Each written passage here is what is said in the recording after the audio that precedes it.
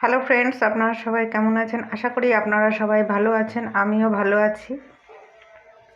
আজকে আমি বানাবো লাউয়ের একটা রেসিপি। আপনারা তো অনেক রকমভাবেই লাউয়ের রেসিপি খেয়েছেন, একবার এইভাবে একটু খেয়ে অবশ্যই দেখবেন। তো চলুন বন্ধুরা, রেসিপিটা শুরু করা যাক। প্রথমে আমি এই লাউটাকে কেটে নেব। কেটে ধুয়ে ফিরে আসছি। তো এখানে কদ্দু কাঁঠার দিয়ে কুচিয়ে নিয়েছি, বড়ি নিয়েছি, চিংড়ি মাছ, ধনেপাতা, মটরশুঁটি। প্রথমে আমি গ্যাসটা ধরিয়ে কড়াইটা বসিয়ে দিয়ে এর মধ্যে 1 কাপ জল দিয়ে দেবো এবং জলের মধ্যে সামান্য একটু লবণ দেব। লবণ দিয়ে নিয়ে আমি লাউটাকে 5 মিনিট মতন ভাপিয়ে নেব। দিয়ে দিলাম লবণ। এবার আমি লাউটাকে দিয়ে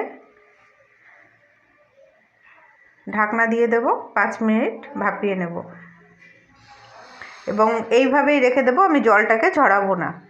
এবার এদিকে আমি চিংড়ি মাছটার মধ্যে নুন আর হলুদ মাখিয়ে নেব।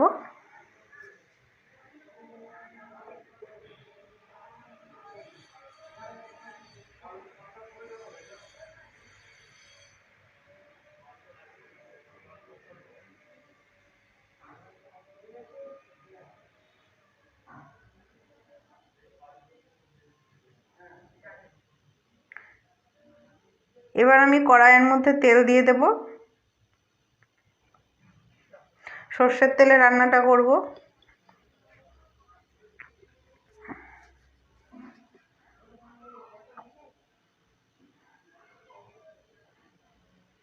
তেলটা গরম হয়ে গেছে। প্রথমে আমি বড়িগুলোকে একটু হালকা করে ভেজে নেব।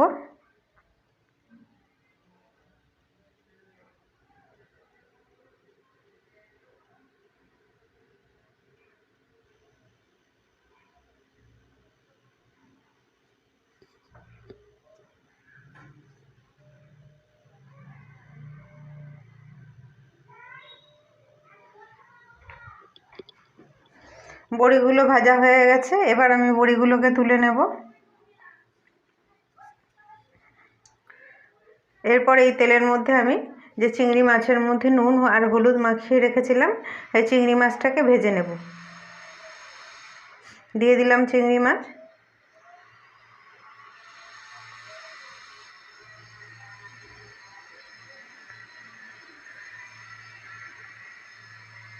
চিংড়ি মাছটা ভাজা হয়ে গেছে। এবার আমি চিংড়ি মাছগুলোকে তুলে নেব।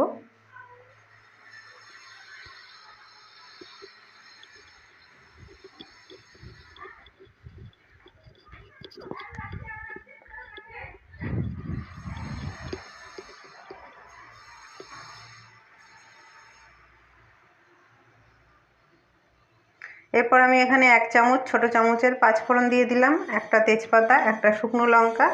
এবার ফোড়নটাকে একটু ভেজে নেব।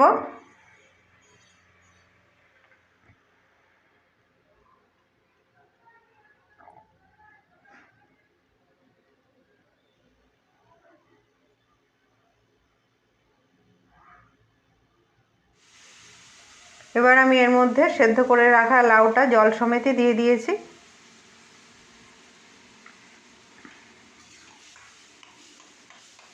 এবার একটু নাড়াচাড়া করে নেব।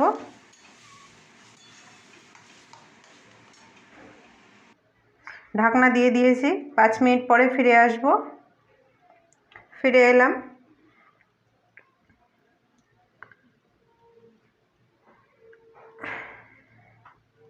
এবার আমি এর মধ্যে দিয়ে দেব স্বাদ মতন লবণ। যেহেতু সেদ্ধ করার সময় লবণ দিয়েছিলাম, তাই অল্প করেই লবণটা দেব। এরপর দেব অল্প একটু হলুদ গুঁড়ো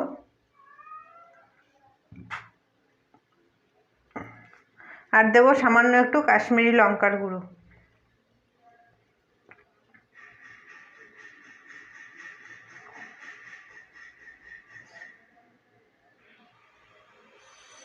এবার আমি ভেজে রাখা বড়িগুলো, ভেজে রাখা চিংড়ি মাছগুলো দিয়ে দিলাম। দিয়ে ভালো করে মিশিয়ে নেব। এবার দিয়ে দেব কড়াইশুঁটি বা মটরশুঁটি। দিয়ে আবারও 5 মিনিট ঢেকে দেবো, যাতে জলটা শুকাতে থাকে। অনেকটা জল রয়েছে, জলটা সম্পূর্ণ শুকিয়ে নেব।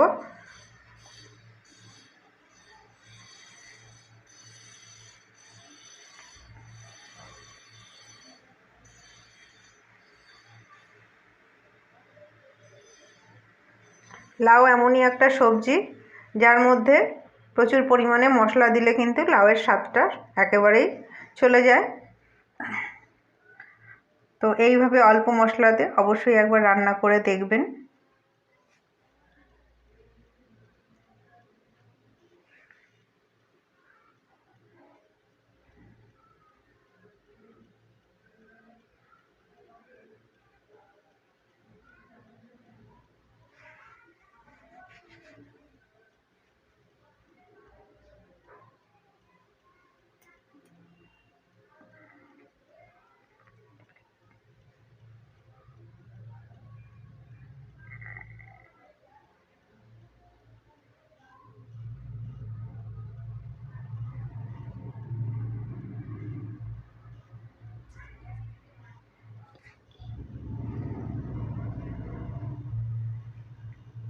এবার আমি এখানে একটা ছোট বাটির মধ্যে 1 চামচ আটা একটু গুলে রাখবো।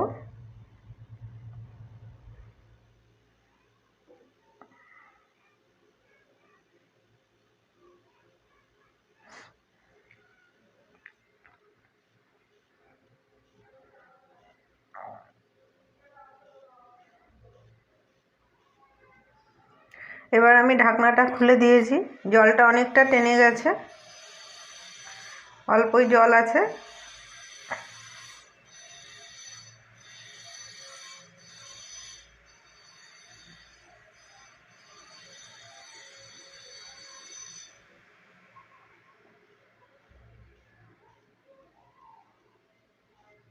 দিয়ে দেবো এর মধ্যে স্বাদ মতন চিনি।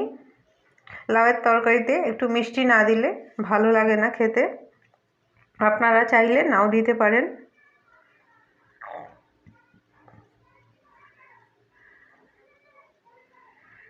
এবার আমি গুলে রাখা আটাটা এর মধ্যে দিয়ে দেব।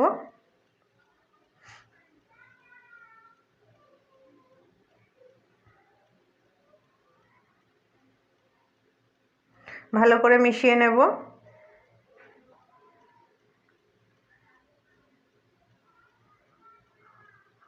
এবার আমি উপর থেকে ধনেপাতা কুচি ছড়িয়ে দেব,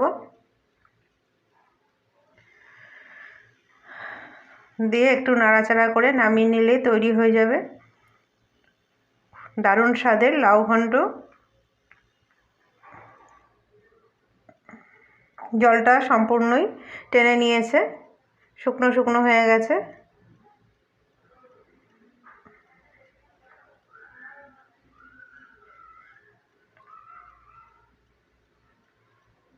লাউ ঘন্টটা রেডি। ভিডিওটা ভালো লাগলে লাইক করে দিয়ে পাশে থাকার অনুরোধ রইল। আর আপনারা কিভাবে লাউ ঘন্ট বানান অবশ্যই কমেন্টের মাধ্যমে জানাবেন।